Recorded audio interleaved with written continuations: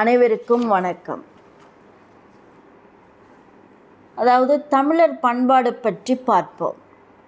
தமிழர் பண்பாடு என்பது தமிழர்களின் வாழ்க்கை முறைகள், தமிழர்களின் பழக்க வழக்கங்கள் மற்றும் தமிழர்களின் கலைகள் பற்றியது தான் தமிழர் பண்பாடு என்று சொல்கின்றோம். அறம், பொருள், இன்பம், வீடு என்கின்ற சமாச்சாரங்களை பின்பற்றி வாழ்வதே வாழ்க்கை என்பது தமிழர்களின் பண்பாடாகும். அறம், பொருள், இன்பம், வீடு என்கின்ற சமாச்சாரங்களை பின்பற்றி வாழ்வதே வாழ்க்கை என்பது தமிழர்களின் பண்பாடாகும். அதாவது உறவினர்களை உபசரித்தல், உறவினர்களுக்கு விருந்து கொடுப்பது, உறவினர்களை வரவேற்கும் முறை, இனிய வார்த்தைகளை பேசுவது, உறவுகளிடத்தில் அன்பை மிக அதிகமாக காட்டுவது, அனைவரிடமும் அன்பு காட்டுவது. அதாவது நம்மளுடைய உறவுகளிடம் மட்டுமல்ல, நன்றி மறவாது இருப்பது, பெண்களையும் முதியவர்களையும் மதித்து அவர்களை பேணுவது தமிழர்களின் பண்பாட்டில் மிக முக்கியமானவைகளாகும். தமிழர் பண்பாடு தற்காலம் வரை பின்பற்றப்பட்டு வருகின்றது. உலகின் தொன்மையான பண்பாடுகளில் தமிழர் பண்பாடு அழிந்து போகாமல் பாதுகாத்து அடுத்த சந்ததியருக்கு கொண்டு செல்ல வேண்டும் அல்லவா? இது இளைஞர்களின் கையில் தான் இருக்கிறது. இளைஞர்கள் அவர்கள் ஒவ்வொருவரும் தங்களுடைய கடமையிலாக இவற்றை நினைத்து பாதுகாத்து அடுத்த சந்ததிக்கு கொண்டு சேர்க்க வேண்டும். இது நமது கடமையாக நாம் நினைத்து கொள்ள வேண்டும். அடுத்ததாக இளைஞர்கள் கேட்கலாம், எப்படி நாங்கள் தமிழர் பண்பாட்டை பாதுகாத்து அடுத்த தலைமுறையினருக்கு கொண்டு சேர்ப்பது என்று. அதாவது என்ன தெரியுமா, நம் முதியோர்கள் கொண்டாடிய பண்டிகைகள், விழாக்கள், பாரம்பரிய நிகழ்வுகள், விருந்தோம்புதல், உணவு பழக்க வழக்கங்கள், ஆடை அணிகலன்கள் அணியும் முறை, இவற்றை குழந்தைகளுக்கு கற்றுக் கொடுத்து அடுத்த தலைமுறைக்கு கொண்டு சேர்க்க வேண்டும். இதுதான் இளையவர்களின் தலையாய கடமையாகும். அதாவது ஆனால் நவீன காலத்தில் கொஞ்சம் நலிந்து வருகின்றது, அது உண்மைதான். உலகத்துக்கே பண்பாட்டை, கலாச்சாரத்தை கற்றுக் கொடுத்த நம் தமிழர் பண்பாடு நலிந்து விடாது பாதுகாக்க வேண்டுமல்லவா? மீண்டும் சொல்கின்றேன், அது நம்முடைய ஒவ்வொருடைய கடமையாக நினைத்து கொள்ள வேண்டும். இளைஞர்கள் மட்டும்தான் என்றில்லை, தமிழர்களாகிய நம் அனைவருடைய கடமையும் ஆகும். தமிழர் திருநாள் பொங்கல் திருநாள், தமிழர் திருநாள் பொங்கல் திருநாள். அதாவது வேளாண்மையை அடிப்படையாக கொண்டு உழவர்கள் தங்களுடைய அறுவடையை சிறப்பாக முடித்த பின்பு சூரிய பகவானுக்கு நன்றி கூறும் வகையில் தான் இந்த பண்டிகை கொண்டாடப்படுகிறது தமிழர்களால்.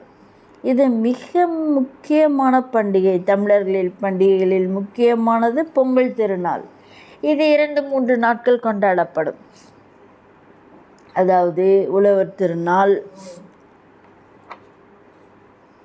இப்படி 2-3 விதத்தில் நாட்களில் கொண்டாடப்படும். தமிழரின் முக்கிய பண்டிகை இது என்பது அனைவரும் அறிந்தது. தமிழர் பண்பாடு தரணி புகழ் போற்றப்படுகின்றது, தரணி புகழ் பெற்றது. எது? தமிழர் பண்பாடு தரணி புகழ் பெற்றது. அடுத்ததாக தமிழர்களின் தலை சிறந்த பண்பாடுகளில் ஒன்று, அதாவது மிக முக்கியமானது என்னவென்றால் விருந்தோம்பல்.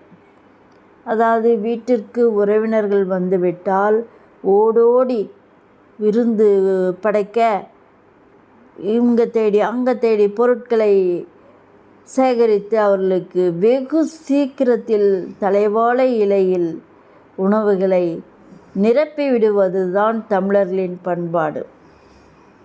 வீட்டிற்கு வரும் உறவுகளை மட்டுமா, முகமறியாத நபர் யாராக இருந்தாலும் முகம் மலர்ந்து அன்போடு அன்பை அதிகம் செலுத்தி உபசரித்து தலைவாழை இலையில் அனைத்து உணவுகளையும் பரிமாறி அருகில் இருந்தே முகமலர பேசிக்கொண்டே அவர்களை சாப்பிட வைக்கும் பழக்கம் நம் தமிழர்களிடம் இருக்கின்றது.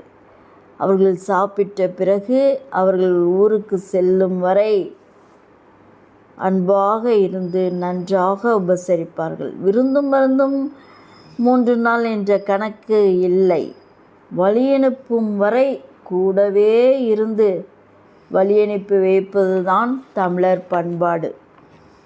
அடுத்தது, கொடுப்பது பெறுவதும் மட்டும் நம்மளுடைய தமிழர் பண்பாடு இல்லை. கொடுப்பதும் பெறுவதும் மட்டும் நம் தமிழர் பண்பாடு இல்லை. பல காவிய கதைகள் நிரம்பிய புறநானூறு நூல் தமிழர்களின் பண்பாட்டை விவரிக்கின்றது. வீரத்திலும் சிறந்தவர்கள் நம்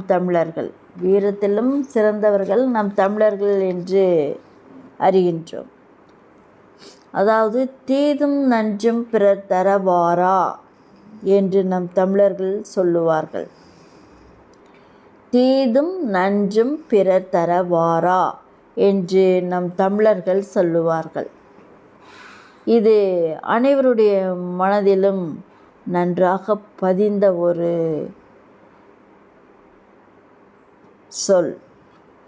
வார்த்தை. நாம் என்ன செய்கிறோமோ அதுதான் நம்மிடம் திரும்ப வருகிறது.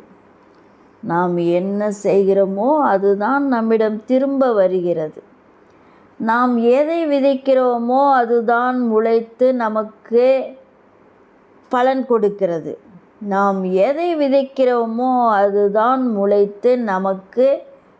கொடுக்கிறது. நல்லது நினைத்தால் நல்லது நடக்கும், கெட்டது நினைத்தால் கெட்டதே நடக்கும். நல்லது நினைத்தால் நல்லது நடக்கும், கெட்டதை நினைத்தால் கெட்டதே நடக்கும். அதாவது தமிழர்கள் ஒற்றுமையை கடைப்பிடிப்பார்கள். தமிழர்களுக்கு இரக்க குணம் உண்டு, அன்பு உண்டு, உபசரிக்கும் பழக்கம் உண்டு. தமிழர்களுடைய பண்பாட்டில் சித்தர்களுடைய வைத்தியம் மிகவும் பயனுள்ளதாக இருந்தது. இப்பொழுதும் கூட ஏடுகளில் பார்த்து சித்த வைத்தியம் செய்து கொண்டிருக்கின்றார்கள். அது பலன் கொடுக்கின்றது. அடுத்ததாக நாம் என்ன பார்ப்போம்? கடைசியாக ஒரு முடிவாக நான் ஒன்று சொல்கின்றேன்.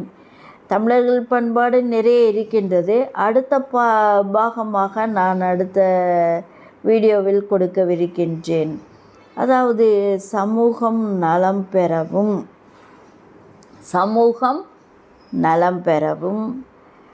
நாடு வளம் பெறவும் ஒவ்வொரு தனி மனிதனும் வளம் பெறவும் சமூகம் நலம் பெறவும் நாடு வளம் பெறவும் ஒவ்வொரு தனி மனிதனும் வளம் பெறவும் வேண்டுமல்லவா? அது நம் ஒவ்வொருவருடைய கையில்தான் உள்ளது. தமிழர்களின் பண்பாட்டை நாம் இக்கால குழந்தைகளுக்கு நாம் எடுத்து சொல்ல வேண்டும், படித்து காண்பிக்க வேண்டும். தமிழில் படிக்கும் குழந்தைகளுக்கு நாம் படிக்க தமிழர் பண்பாட்டு புத்தகத்தை வாங்கி கொடுக்க வேண்டும். அவர்களுடைய மனதில் அது பதிய வேண்டும். வெளிநாட்டு கலாச்சாரத்தை நுழைத்துவிட்டு நாம் பெருமைப்பட்டு கொண்டு நம்மளுடைய குழந்தை வெளிநாட்டு பெண் குழந்தையைப் போல இருக்கின்றது என்று சொல்வதும் வெளிநாட்டுக்கு அனுப்புவதும் இது ஆகாத வேலை. இது நம் தாய்நாடு தான் நமக்கு கை கொடுக்கும். இங்கு இல்லாத வளங்களா? நம் இந்திய நாட்டில் இல்லாத வளங்களா? அதாவது நாம் தமிழர்களின் பண்பாட்டை கடைபிடிக்க வேண்டும்.